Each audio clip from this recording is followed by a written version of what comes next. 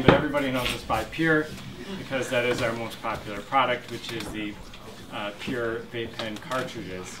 So, but the actual company name is Interra Oils. And we do supercritical fluid extractions, which we use CO2 in order to extract. And that process is pretty different from butane and what you heard from Rain City.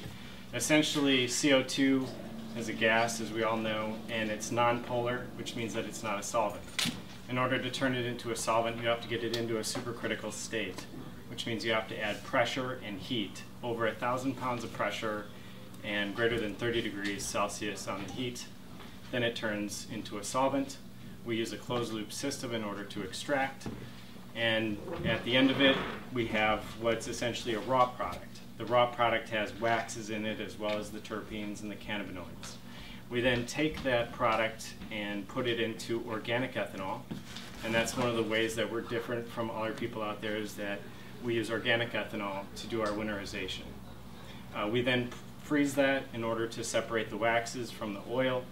And then we filter the waxes off, and at the end of that we have our oil that we can then put into our vape cartridges, and that's how you get Pure.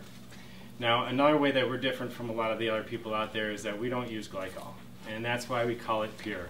Most of the people out there are using glycol to cut their product, to make it thinner so that it works better in the vape pen cartridges. We don't do that at all. I can't understand why somebody would go through the trouble of spending all the money to do CO2 extractions and all the pain, and then turn around and mix it with glycol to put it in the vape pen cartridges. Glycol is a byproduct of oil refining. I don't know why you'd want to smoke that. I don't really consider that medical personally, so we don't do it. You know, I'm very much against it, and there have been studies out there that show that glycol actually isn't as safe as you think. While the EPA has done studies and they said that there's no toxicity with glycol, there have been other studies that were done that say long-term exposure to basically like the glycol fog mists can actually have adverse effects on your health in terms of like chest tightness, wheezing, reduced lung function, things like that over a long-term exposure. And so that's something I want to steer clear from. And that's why we've taken the approach that we have in order to provide just a pure product. We also have some other products, and I also have a little comparison on the back. It's a little bit out of date because it seems like this industry changes so quickly. I don't know if you guys want some too. Pass it around. By the time we put print material together, it seems like the industry is completely different and all the competitors are different and everything they're doing is different. So it's kind of hard to stay up to date on that. But we do have a comparison with some of the larger competitors and also an explanation of all of our products on there. Daniel, I have a question. Aren't people adding glycol to improve viscosity? Yeah. Yes.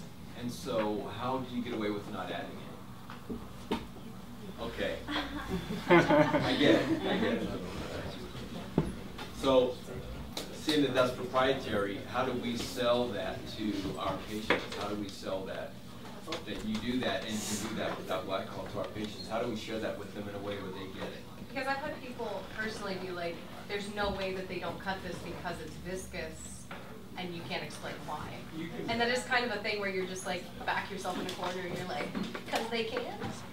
And you're just like, oh. Because you don't need to thin it to smoke it, you just need to learn how to use the cartridge correctly. Yeah. How to use the battery correctly. It's how you have to heat the oil at first. People just don't realize that. They think, oh, I can just hit this right off the bat and it's going to go. We've had a lot of problems, yeah. And there have been bumps in the road along the way to getting to where we are today. It hasn't always been easy. Sometimes you'd have to use a stronger battery. If people use a small battery or a weak battery, it won't wick the same. If the battery's running low, they're going to have issues with our oil. It is thicker. So they have to make sure that they have a charged battery and that it's ready to go. You know, and ours will get thin too. If you leave it in your car on a hot day, it'll leak right out the bottom of the cartridge. Just like with everybody else's cartridges too. And going back to the question of how you can explain that to the patient, when you have both cartridges, say like an O-Pen, which is a 50-50 cut, versus the pure upgrade cartridge, I think most shops, most locations have both. If you flip both of them upside down and watch the air bubble, it moves noticeably quicker, you know, in the diluted product. So visually, it's one that's actually very easy to explain to the patient. In terms of being able to tell whether there's glycol in there or not? Well, I'm saying the viscosity. The question when somebody says, well, how do they both vape if they're not cut? You can say, well, they both vape, but they're not the same. Right, yeah, that's definitely the easiest way to tell. If you turn a product upside down and it runs right away, it's got glycol in it. I've been trying to work with Randy Oliver at 360 to do a glycol test, so that we could also prove that we don't have glycol if somebody ever were to ask us or say, I don't believe you, and also to just kind of look at what type of glycol content is in all our atomizers out there. But they said they were too busy and they shelved my project for the time being. I guess 502 is keeping them pretty busy. Open probably gave them some money. Well, I paid them to help develop it, but they said, sorry, I can't do it right now. You guys should just one up and go through Sleep like I was saying before. It's like a one-time test just to prove that there's no glycol, and that is just like as legit as it gets. It's just like, you know what? 360, and you're so steep hill, and you're just like. They do have to develop the methodology to do the testing though too, so it does take some time. But for now, as far as the consumer goes, it's about using the correct equipment. Yes. So that's the thing that we probably should be coached on. So, if you also go to our website, we have a pretty extensive FAQ, a lot of it focused directly on the vape pen cartridges and problems that you might experience and how to fix them. But the biggest one is to have a charged battery. got it. And then if that's not working, then I would say it probably doesn't work. Bring it back, we'll replace it. It is an opportunity to upsell, the pen that the upgraded battery that we have, I think probably all stores, right? Because that is, I believe, 1150 milliamp versus the 900 the air drop one that pen provides. Right, yeah, the air-drawn ones don't work as well as the ones that have a nice button on there and they're a little bit hotter. Those will always work better, definitely. Although I've found that your cartridges work just fine on the small battery too. Yeah, they can. The trick is what I sell, so I pretty much turned everybody off of opening completely for the glycol reason. And I literally tell people, if you do 2 medium-sized drags on that pen, even if it's not fully charged, and then you take a normal drag, it does it just fine. And you can smoke. I can get through 2 pure cartridges on a single battery charge, no problem.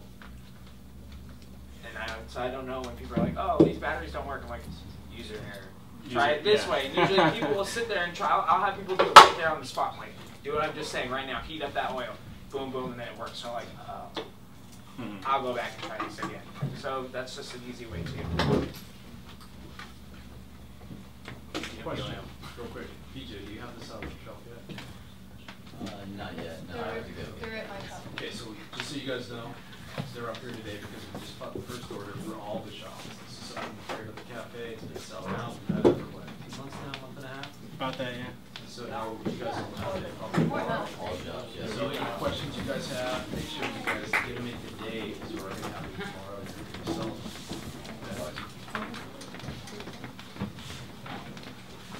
Any other questions?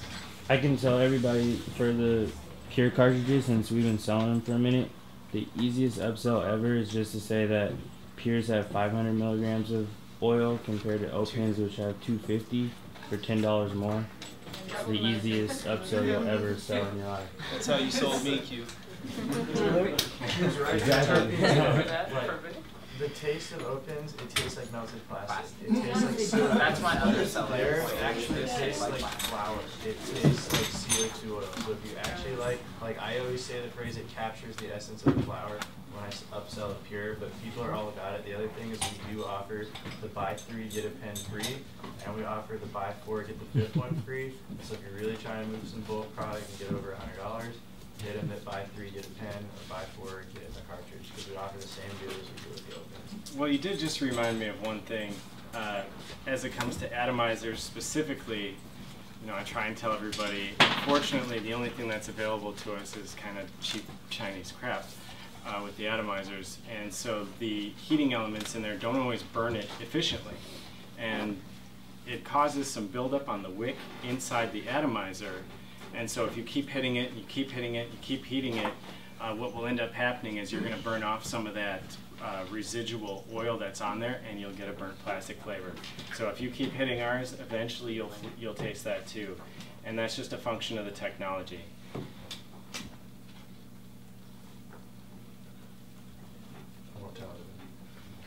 I think the biggest thing to tell people to eliminate the returns on any kind of pen vape, not just the Interra Oil pen vapes, but any of them, is, especially with the heat coming around, always tell people do not leave your atomizers in your car.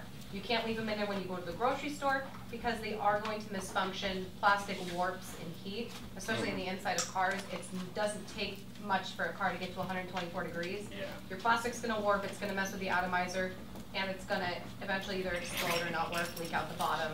And so being able to warn people ahead of time to tell them not to do that will reduce the risk of us getting returns and having to go through that whole process. I saw returns triple pretty much overnight.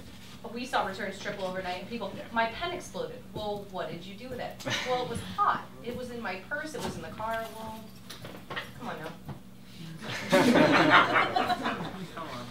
So I have a question about that. Like, are we just gonna accept all those O-pens that come in? Because it's like, I have people that come in and they have like 5 busted O-pens, so I'm doing like a, you know, $200 return on O-pens. Don't worry, some about the competitive product, don't worry.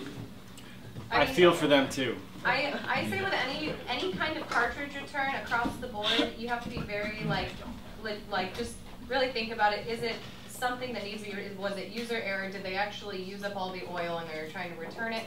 And another thing too that Kate taught me, actually, something that I never checked before anything, especially with the pure cartridges, you have to take the mouthpiece off and the little rubber stopper that they have on the top of the cartridge. You can tell if that has been messed with. You can tell if somebody has popped it off. You can tell if they've tried to inject their own oil and that was the reason why their cartridge isn't working. You know, a lot of times people will try and bring back a half-filled cartridge and they'll be like, oh, it's not working. And I'll go in there and I'll check the cartridge. No, I wanted to tell her she was an idiot, but it's not her fault. Nobody told her how to use it. One of my patients lit the end of it. Okay, well, she didn't take it that far. Trying to get a plastic heat. You remember? You were there. They came in, they were like,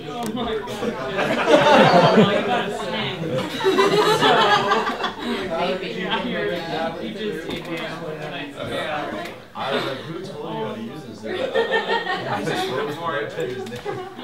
Any more questions for Pure, you guys? Ron, do your thing. Well, I like the fact that they award you guys for selling the most in a particular week, is it? Yes. Yeah. So I'll match that. Oh. 5 grams of oil. Cool. Wow. Hey.